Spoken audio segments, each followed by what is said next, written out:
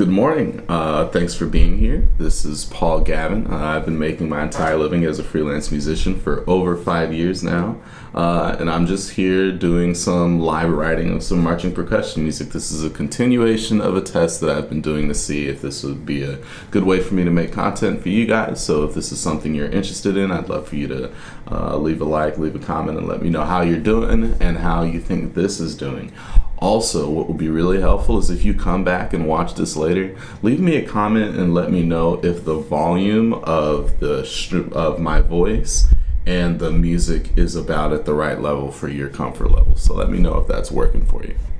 Okay, let's get started. I have a very simple goal. I actually just want to fill in these 5 or 6 bars right here. Let's listen to what we've hit so far. I'll start at this tenor solo.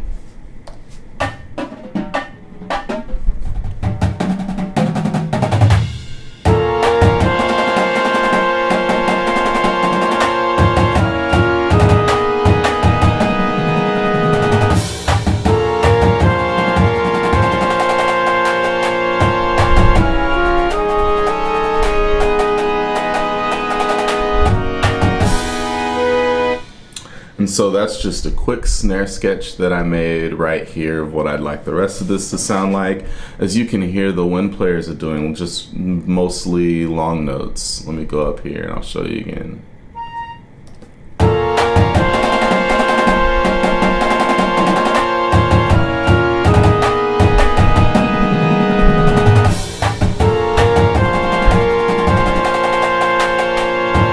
if you listen, I mean, there's no activity at all. It's just blowing long notes, and so all of the velocity that's going to happen is really just going to end up coming from the percussion. So trying to be as intentional as possible about making that energy push forward the entire time. And so a lot of this is going to be just fat unison writing. So I'm going to just go ahead and come down here and start working on filling this in.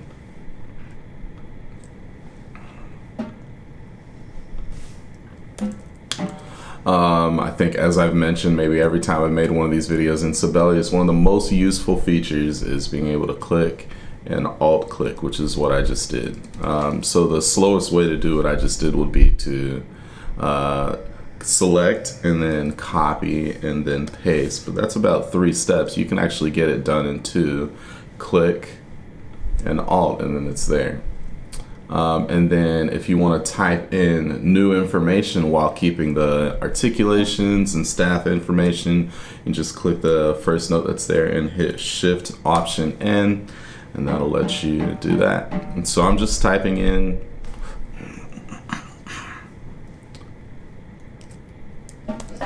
what I want to replace those notes with. Nice and easy. I think this is going to continue to be a nice fat unison.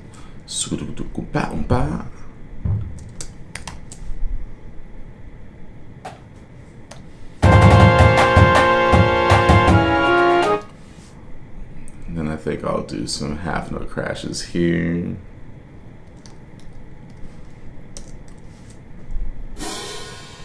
Yeah.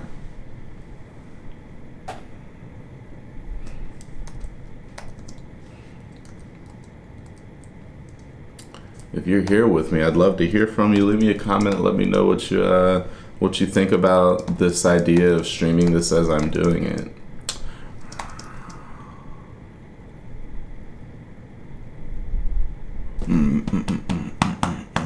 I think that could be a cool visual moment to do all of those with the left hand.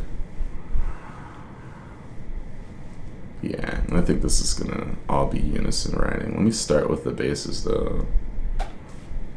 Yeah, give the snare drums that roll solo. I like that. We'll make that come from mezzo piano. I've been using Sibelius for, I don't know, ever since I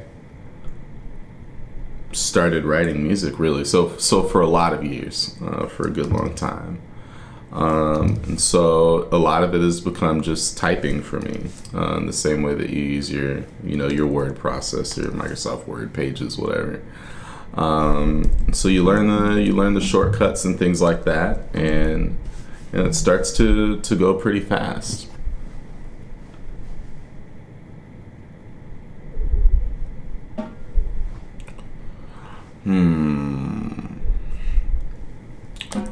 I think a cross right here could be cool. Oh, that's a 49, excuse me.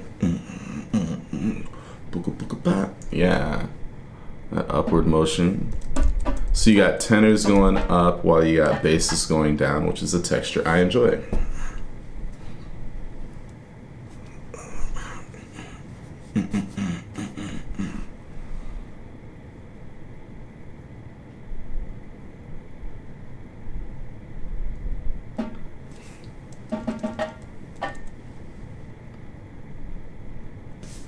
Let's see what that sounds like. That was fast.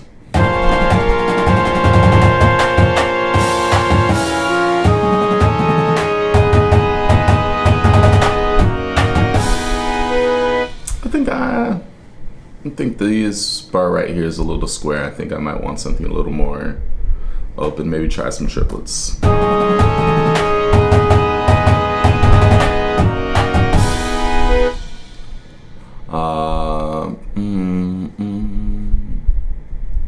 What would quarter note triplets sound like?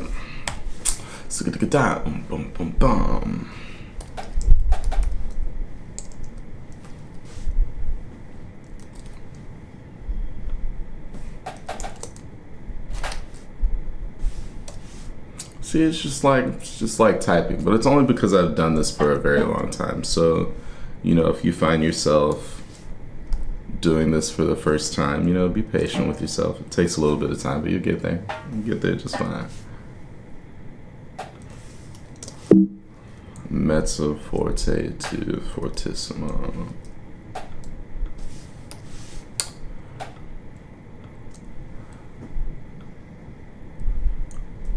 Why did I do that? What I'm just trying to move is the dynamics. That was Shift, Option, or Alt D. That'll select just your dynamics, and then I just Alt clicked to get them down there real fast. That's where it's at, y'all. It's all about the keyboard shortcuts. That's what's gonna move you nice and quick. If you're just joining me, I'm doing about 4 bars of music real quick before I get going. I'm helping a friend and his wife move from their current apartment to another one right after this. So just enough time to put a little bit of work in here. This morning.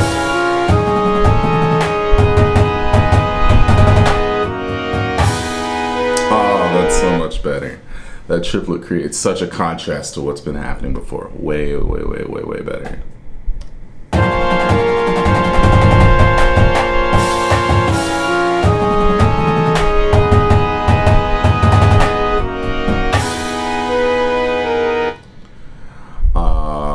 Has a Bolero Moment arrived? I think it is.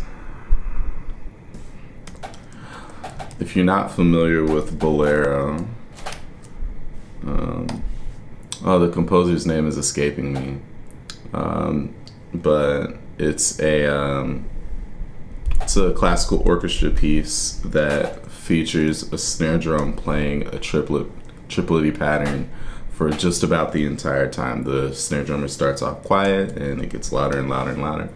Boom, dum, dum, dum, dum. And that's it. Like, that sound has become a classic long note unison sound in marching percussion writing. Let's see what it sounds like. Oh yeah, it's gonna be perfect. I'm just gonna change it right here. As you write, you'll start to be able to hear the entire percussion choir, including the front ensemble and suspended cymbals and crash cymbals and battery. You'll just start to hear all of it in your head, and you'll be able to sketch it all out on the snare drum or maybe from the bass drums.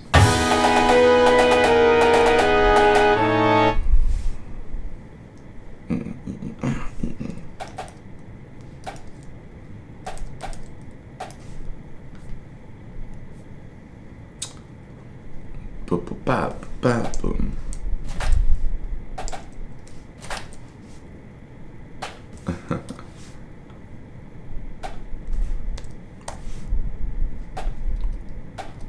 Okay.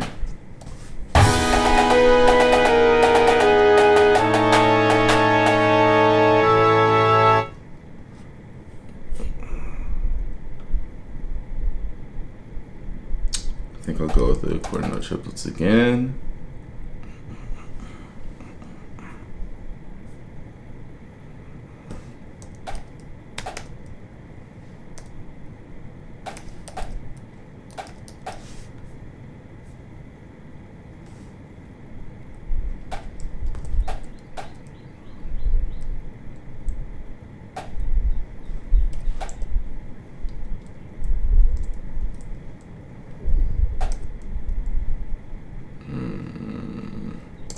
So I'm gonna write that differently. What I'm going for is digga da da ha.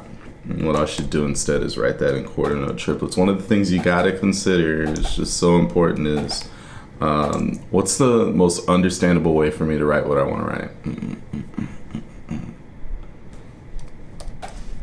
Because you remember Sibelius plays this really great. Sibelius is an amazing sight reader, but your students might not be.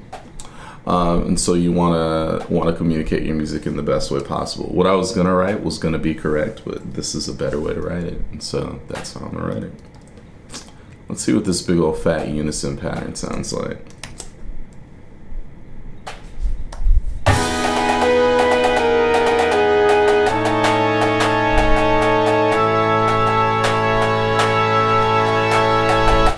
Yeah.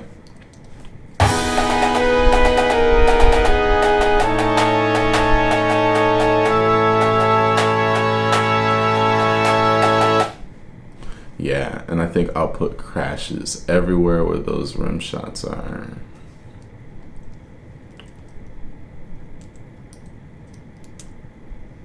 If you're not using virtual drumline to write your percussion music, I don't know what you're using, but it's a wonderful product and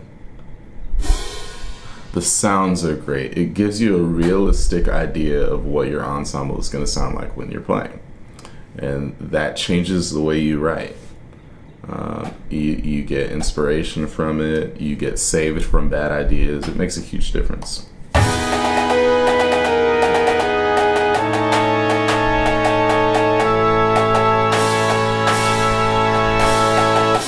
Yeah, with those crash cymbals, that makes a huge difference. Okay, I think I'm gonna stop here for now, everybody. It's been a pleasure. Thanks for hanging with me.